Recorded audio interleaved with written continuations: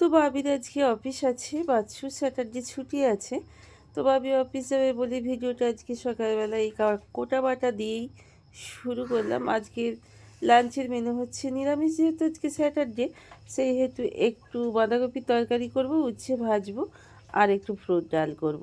ঘরে যা সবজি ছিল তাই দিয়েই আজকে লাঞ্চ মেনুটা বানিয়ে ফেলবে।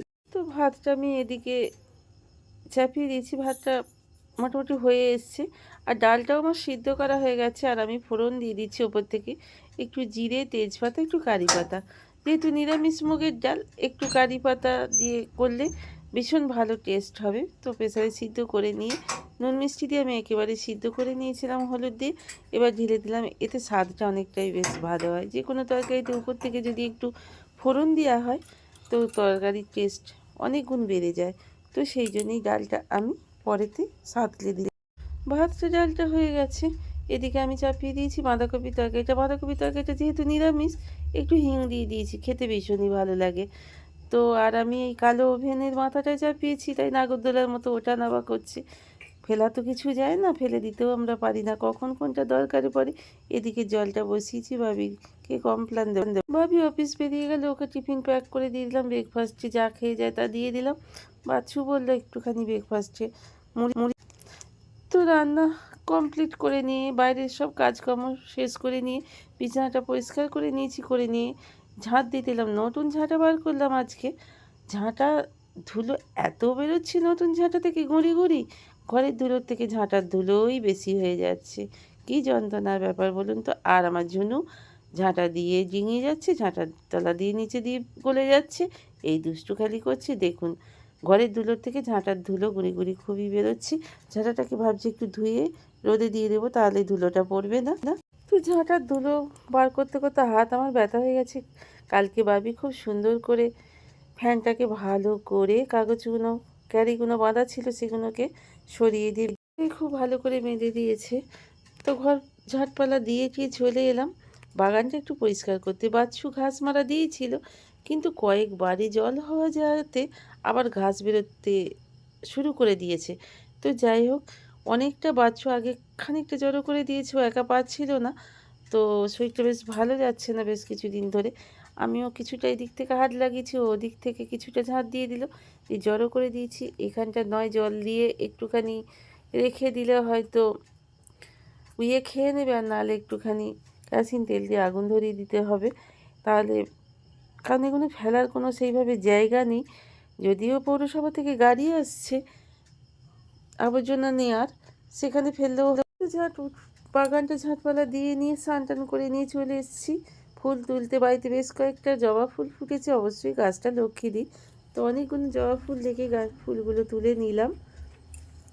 বসন্তের ওয়েদার, ঠান্ডা গরম পড়তে না পড়তে গাছে গাছে গ্রীষ্মের ফুল ফুটতে শুরু করে দিয়েছে।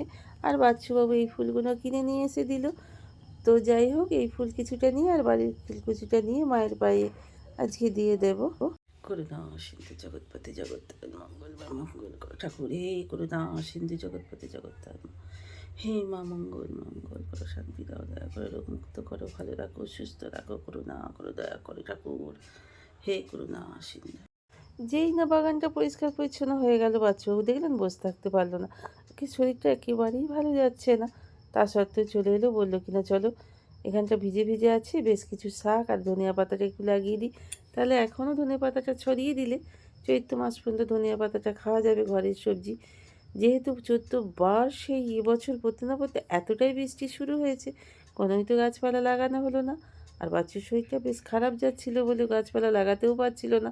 আর বাড়িটা ছেড়ে দেবো বলেও কোনো গাছপালা আমরা লাগাচ্ছিলাম না। লাঞ্চ মেনুগুলো একবার দেখিয়ে দিই। বাঁধাকপির তরকারি, উচ্ছে ভাজা, আর একটু যে ডালটা করেছিলাম সেই ডালটা। আজকের এই মেনু, এই নিরামিষ মেনু আজকে সব, যেহেতু স্যাটারডে আজকে। সকালবেলা অনেকগুলো কাচাকুচি করেছিলাম, পালসের ওয়ার টোয়ার, বাচ্চুর জামা টামা, বাবির বেশ কিছু কুর্তি, এগুলো কেচে দিয়েছিলাম। যে বেডশিটটা ছিল, বালিশের ওয়ার টোয়ারগুলো আগেই কাঁচা হয়ে গিয়েছিলো, পাঁচ বালিশের ওয়ার টোয়ার সবই। তো বেডশিটটা ছিল, তো খাওয়া দাওয়ার পর এটাকে একটু মেলে দিচ্ছি। বেশ ভালোই রোদের জোর হয়েছে, বিকেল 5টা পর্যন্ত ভালোই রোদ থাকছে। তো ওটা শুকিয়েই যাবে যতই বেলা করে কাছি না কেন। তো এবার যেহেতু গ্রীষ্ম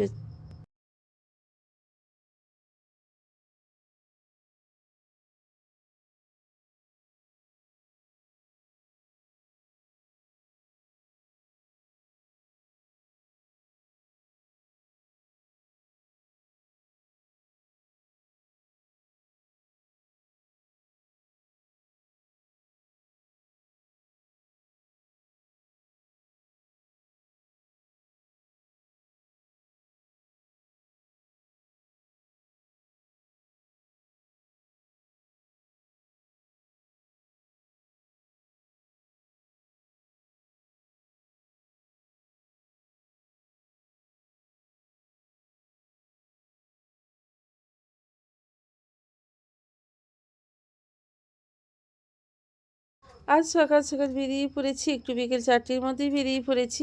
বেশ সুন্দর রোদ উঠেছে, রোদটা গায়ে লাগছে, এতটাই ভালো লাগছে। তার সত্ত্বেও হালকা চাদর ওয়াটি প্রিন্টের একটা হালকা চাদর গায়ে দিয়ে আমরা আজকে যাব অনেকটা আমাদের মেমারি থেকে ছাড়িয়ে অন্য গ্রামের দিকে হাঁটতে হাঁটতে। আর একটা পেয়ারা হাতে কেটে নিয়েছি, দুজনা খেতে খেতে চিবোতে চিবোতে একটু হাঁটাহাঁটি করে আসবো, সেই উদ্দেশ্যে বেরিয়ে পড়া। আমি আর বাচ্চু আজকে হাঁটতে হাঁটতে এই দিক পানটা চলে এসছে। এদিকটা হচ্ছে আমাদের মেমারি ছেড়ে, এটা গ্রামটা মনে হচ্ছে কি একটা অন্য একটা গ্রাম। আমরা চলে এসেছি হাঁটতে হাঁটতে। তো যাই হোক, সেই পথে আমরা চলে এসছে হাঁটতে এসে গেছি। এখনও সূর্য ডোবেনি। এদিকে আসবো বলেই সকাল সকাল চলে এসেছি। টমেটো গাছ এদিকে শুধু জমিটায় শুধুই টমেটো গাছ, দেখুন এত বিশাল বড় একটা জমিতে শুধু টমেটো গাছ। ওইখানে কাকতারুয়া করে রেখেছি। আমি তো হঠাৎ করে তাকিয়ে ভাবছি লোক এত লম্বা, ও বাবা, তাকিয়ে দেখি কাকতারুয়া। তো যাই হোক, সূর্য এখনও দেবতা ডোবেনি।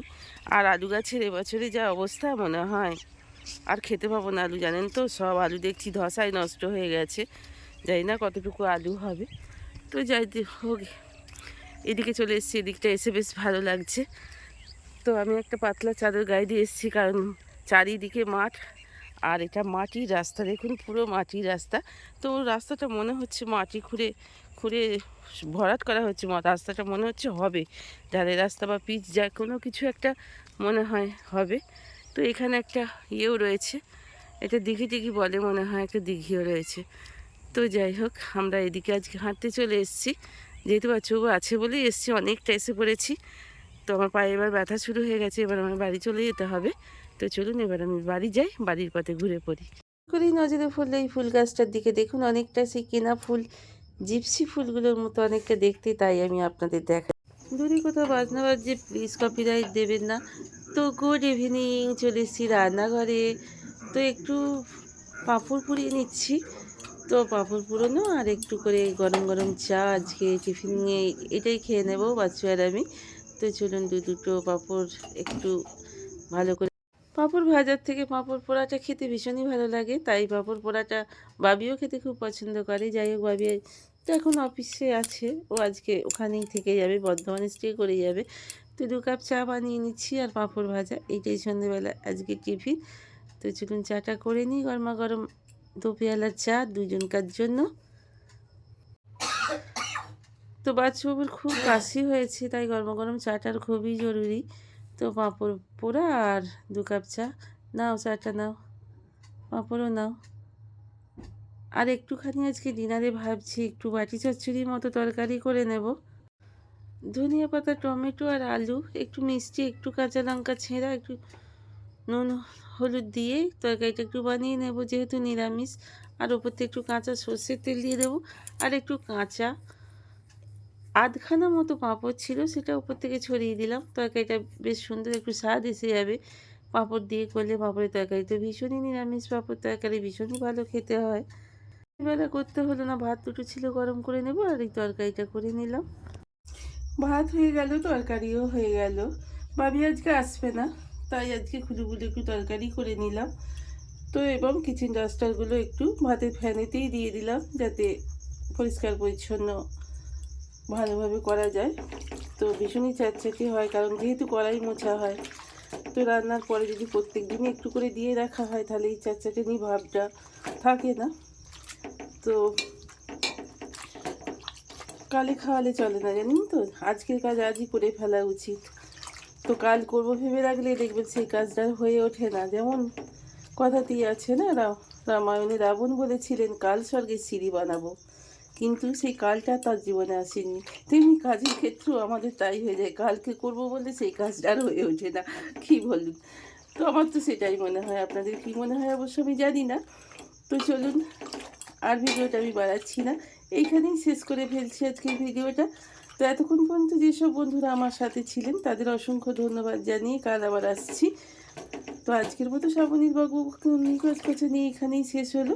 ভালো থাকবেন, সুস্থ থাকবেন, অলওয়েজ হাসি খুশি থাকবেন, পরিবারের সঙ্গে ভালো করে সময় কাটাবেন, এই আশা নিয়ে আজকের মতো বিদায় নিচ্ছি। Good night.